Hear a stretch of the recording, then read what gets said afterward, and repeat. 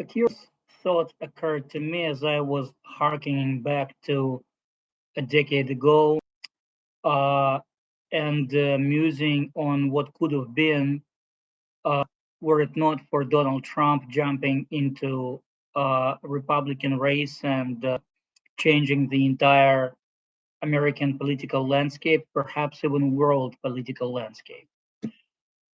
It was originally presumed that in the Republican race for nomination to be the party's candidate for White House for US presidency in 2016 was going to be Jeb Bush, younger brother of previous Republican President George Bush Jr. and respectively younger son of President George Bush Sr.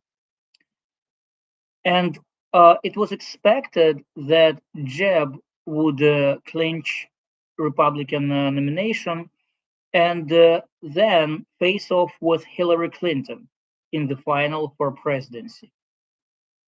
Hillary, of course, being the former first lady, also former state secretary, and thus uh, essentially almost a continuation of her husband Bill Clinton's policies and persona. That is pretty much to say that we were expecting a battle of two dynasties, uh, two political dynasties in the United States, Bush's versus Clinton's. And then there comes up Trump, who is supposedly so right wing that he is supposedly far right. Although there is a saying, not meritless at all, that in politics, uh, far right essentially meets far left, and a turn for 180 degrees often is turn for 360 degrees. One way or another, Donald Trump really unites in his platform and his agenda, if you could even uh, put your finger on what his agenda is. He unites elements of right and left wing discourses, of Republican and Democratic discourses as we used to know them previously, before his advent. And that gave me a thought. Um, 500 or so years ago in England, confrontation between two main dynasties fighting for English royal throne, York and Lancasters, ultimately ended in them merging into one new dynasty called Tudors, represented in particular by Henry VIII and then his daughter Elizabeth.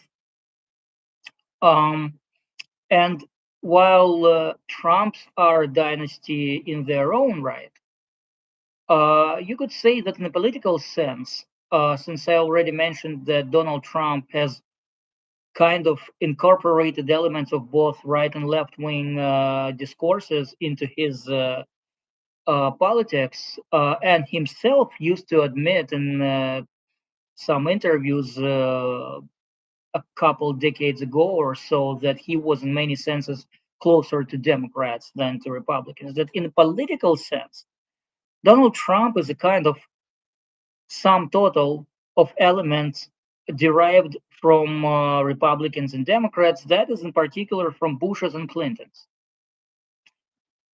Um, and then to expand that thought, we could also look into what eventually happened with England.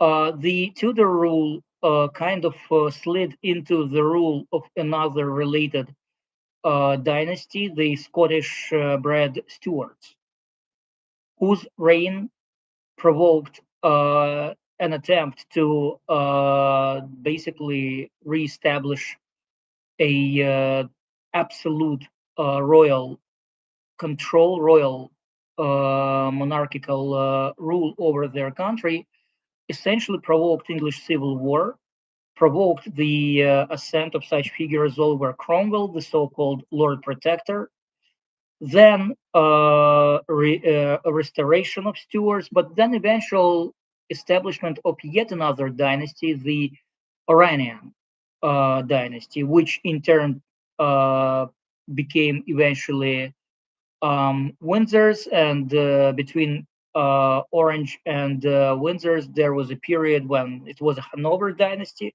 associated with Germany, which generally was increasingly the relations between England and Germany, especially when Germany started to reunite as an entity, the relations soured.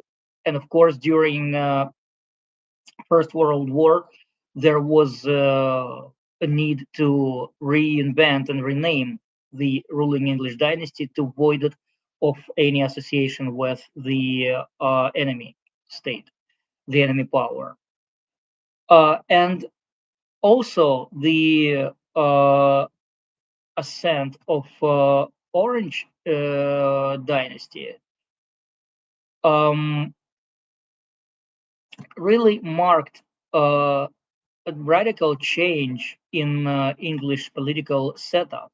England became a parliamentary monarchy where some kings still exuded and exercised a significant extent of power. For instance, King George, under whom the American Revolution happened.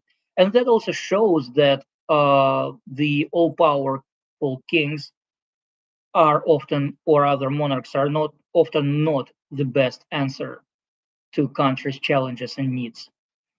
Some kings and queens, such as Victoria or Elizabeth II, or current King Charles III, have led more by example than by actual executive power. But generally, in the last 300 years or so, England has been a parliamentary constitutional monarchy, even if it doesn't have a written constitution. It still is a parliamentary and constitutional monarchy where the king or queen usually reign but don't rule. Prime ministers rule, and they, as we know, can sometimes rule for decades and sometimes change with incredible speed, sometimes lasting less than a year. Um, Russian magnate oligarch turned dissident Mikhail Khodorkovsky mused sometime around 2017 or 18, I believe, in regard to Senate resolution forbidding a U.S. president, in that case being, and in current, of course, second incarnation being Donald Trump, forbidding the U.S. president to withdraw from NATO on a whim without consulting Congress. Khodorkovsky was wondering, is America moving towards parliamentary republic and making a president into a sort of uh, head of state but not head of government, almost a figurehead, sort of like modern day presidents of Germany, Israel, perhaps Italy, and so on. Mm, so far, we have not seen that happen. But I would not really be surprised, especially after such a rocky and controversial reign as what we've had so far under Donald Trump. So there you have it. Trump's may very well be not in the literal physical, but in a political sense, an American version of Tudors, after whom there is going to come an American version of Stuarts, perhaps in the form of some kind of far left leadership, in particular president, that many people are warning about, some actually are hoping for. And then we might get eventual series of upheavals and establishment of an American version of political Orange dynasty, and then Hanover dynasty, and then Windsor dynasty. And who knows, perhaps that would be for the best.